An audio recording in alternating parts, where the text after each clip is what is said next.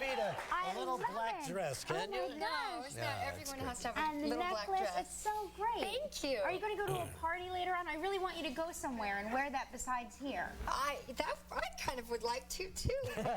Seeing as I just flew in last night, I'm flying right back and back on the set at 6 in the morning. Probably no partying for me.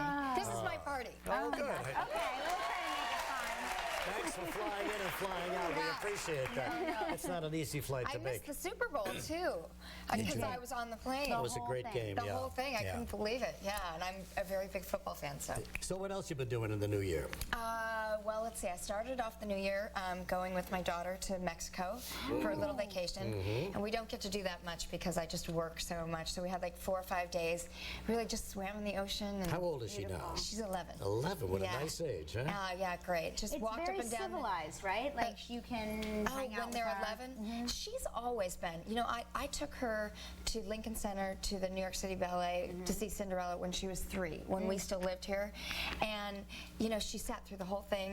And at the intermission, I had champagne and she had chocolate. You know, like we've always been that kind of relationship. But so it was great. We just went to the beach, hung out. She had, you know, lemonade. I had tequila. Oh, yeah. She'll catch up with you one of these days.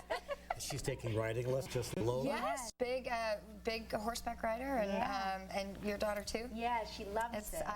It's so Have you ever been on a horse? Oh, I ride too. Oh, yeah. you do? But I don't get to as much as she has regular lessons. But she jumps and everything. I mean, it's such a great discipline to care for an animal. I couldn't agree more. The whole thing. I'm really glad she's involved in it. It's a big responsibility. Yes. Well, Lola's only 7. 7. Emerson started about that age. And is in an equestrian contest down in Florida every weekend, you know. Yeah. I mean, Emerson stopped showing. Yeah. She won a lot of trophies and blue ribbons. Oh, yeah? And then just one day, you know, she said, I just don't want to do it anymore, the showing part. Right.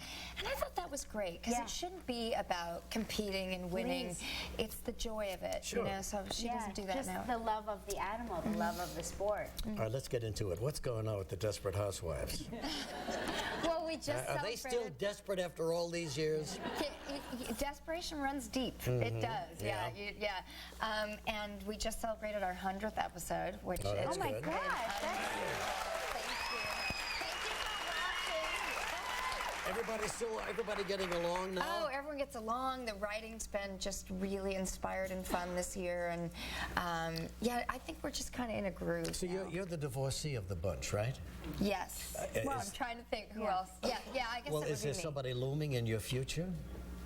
No, right now Susan is dealing with, it's not bad enough that her ex is dating her best friend, but now they've just moved in together across the street. Oh my gosh. I wonder if there's any other streets in this neighborhood, I swear. Everything happens on that one street. Apparently not with, you know, leases available or anything, no.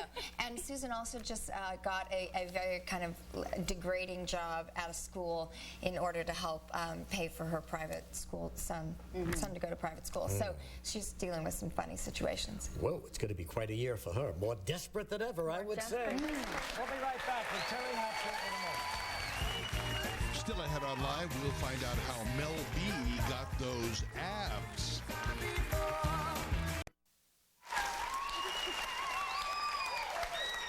Teri's got a new movie coming out, and I've been calling it Caroline, and it's Coraline. That's right. Right? Correct. Coraline. Yeah, am I the first one to make that mistake? You are not. I hope so not. don't feel bad. This is your first animated feature, right? It is.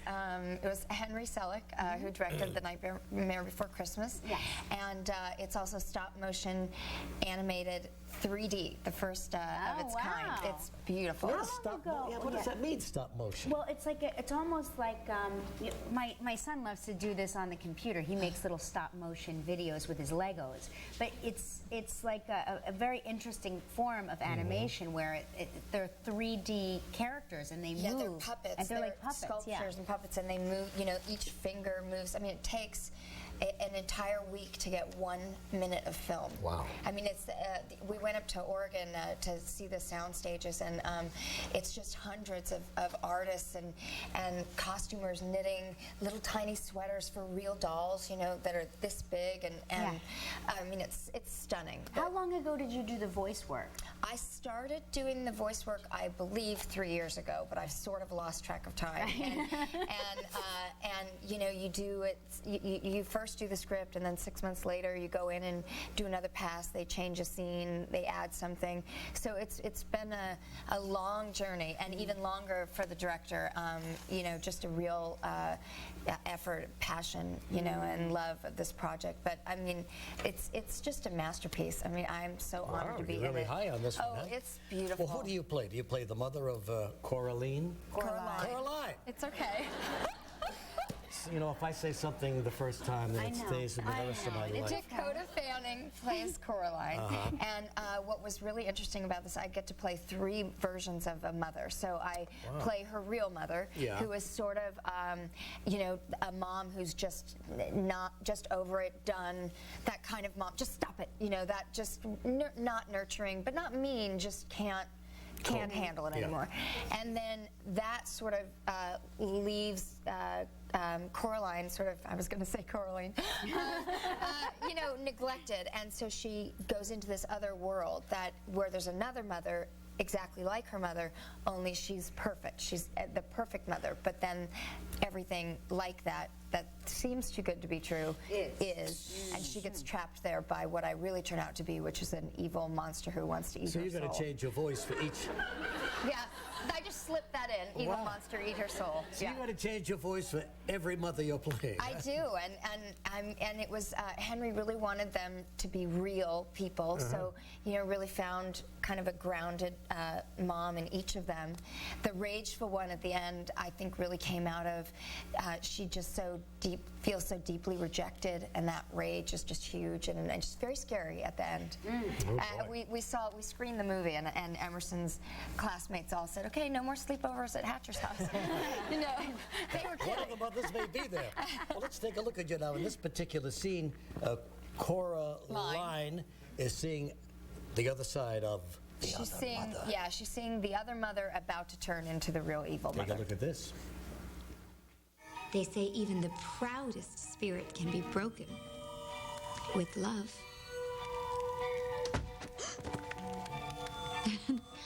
Of course, chocolate never hurts. Like what?